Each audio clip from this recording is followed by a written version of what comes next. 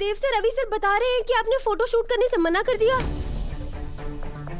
देव sir, मेरे को photo shoot कराने का कोई शौक ना है, लेकिन मैंने फिर भी हाँ इसलिए किया था क्योंकि देवी हुकुम का आदेश था, और मैं अपनी देवी हुकुम की बात टाल दूं, इतनी हमारी औकात ना कभी थी और ना कभी होगी।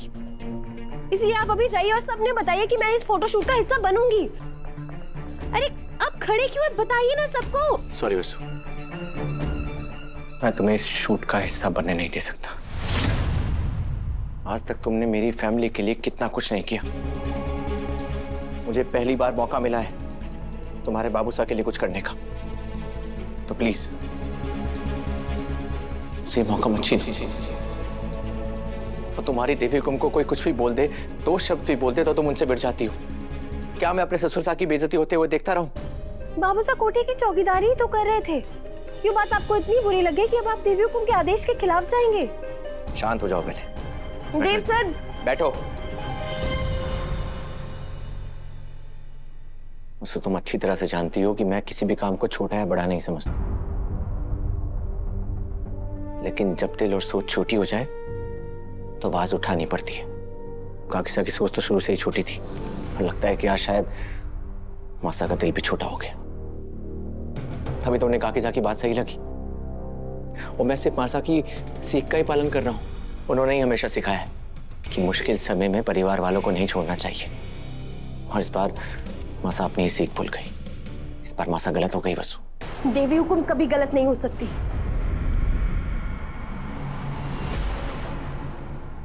छोटे हुकुम, आपको हुकुम बाहर बुला रही हैं। देव सर, आप देवी हुकुम से कोई बहस नहीं करेंगे। वो जो भी कहेंगी आप चुपचाप सुन लेंगे, और मैं इस फोटोशूट के लिए पूरी तरह तैयार हूँ। और चंद्रिका सिंह चौहान से उनका बेटा नहीं, हनुमान सोलंकी का दामाद मिलने जा रहा है।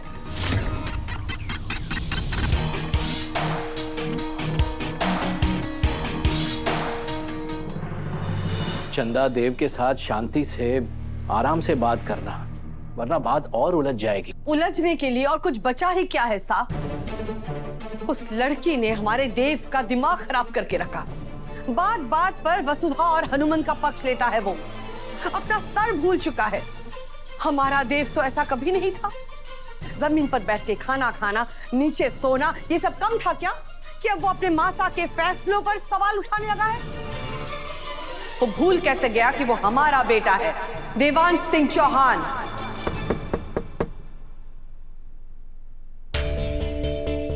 आपने बुलाया मस? हमने अपने बेटे को बुलाया है। उम्मीद करते हैं कि हमसे बात करने के लिए हमारा बेटा ही आया होगा, हनुमंत का दामाद नहीं। आया तो एक बेटा ही है मासा, लेकिन अगर माँ बेटे की बात सुनेगी नहीं, समझेगी नहीं, तो काकू के दामाद को बात करनी पड़ेगी। देखा आपने साहब, अब ये हमसे अपनी शर्तों पे बात करेगा। इतना गलत कब से हो गया हमारा बेटा साहब? हो सकता है मासा मैं गलत हूं, लेकिन इस बार आप भी सही नहीं है। नया ड्राइवर रखने की आपको इतनी जल्दी क्या थी मासा? ना तो हमारे पास ड्राइवर्स की कमी है और ना ही गाड़ियों की, फिर भी आपसे इंतजार नहीं हुआ। आपकी गाड़ी चलाना मेरे ससुर की जिंदगी का मकसद था।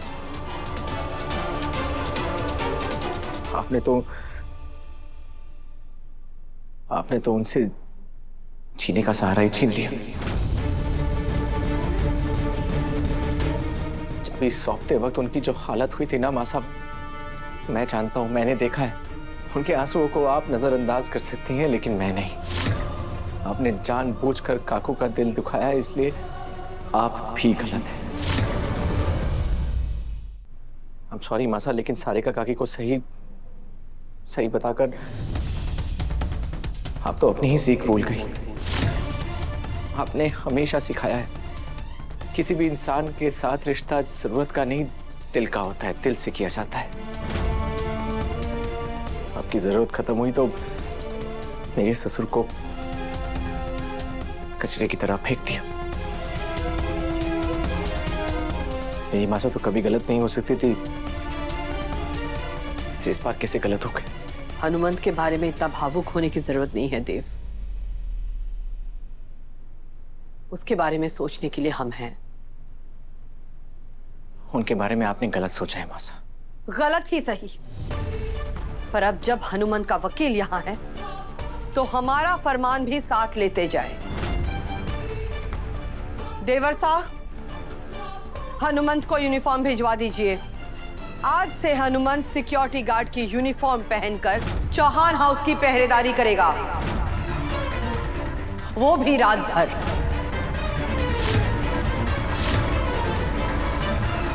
आज से हर रात, हर नाइट गार्ड की तरह हनुमंत भी रात भर हमारे घर की पहरेदारी करेगा। और हम नहीं चाहते हैं कि इस बार वो कोई भी गलती करे।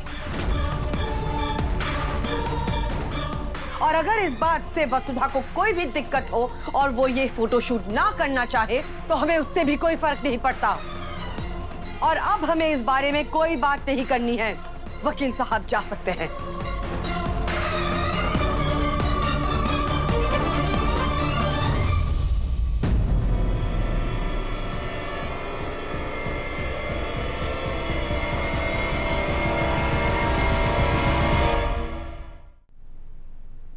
देव सर क्या कहा देवी हुकुम ने? बात संभल गई ना? बताइए ना। तुम्हारी देवी हुकुम ने फरमान जारी किया है कि तुम्हारे बाबू साहब कोठी की चौकीदारी करेंगे, वो भी गार्ड की यूनिफॉर्म पहनकर। अब भी कहोगी कि तुम्हारी देवी हुकुम कभी गलत नहीं हो सकती।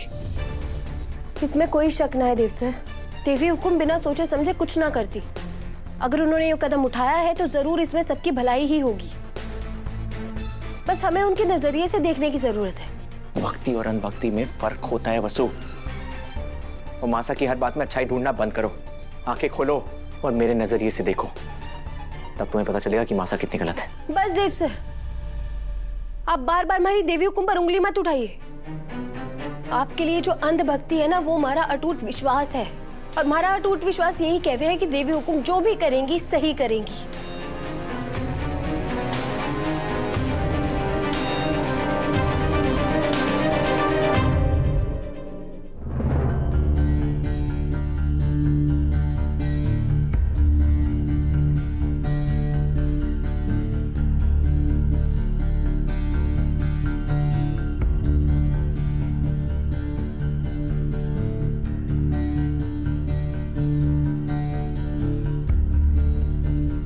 मैं जानता हूं कि तुम परेशान हो चंदा, पर अपनी तबीयत खराब कर लेना ये किसी परेशानी का हल नहीं है ना। क्या फर्क पड़ता है साहब? आज पहली बार देव हमें समझ नहीं पाया, लेकिन आज देखा ना आपने, सुना कैसे बात की उसने। आज तक कभी भी उसने अपनी मासा को पहचानने में गलती नहीं की, कभी चूक नहीं हुई उससे। फिर आज क्या बदल गया?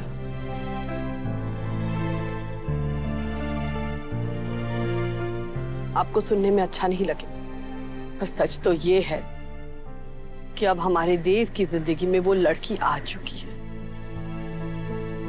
और उसने हम माँ बेटे को आमने सामने लाकर खड़ा कर दिया।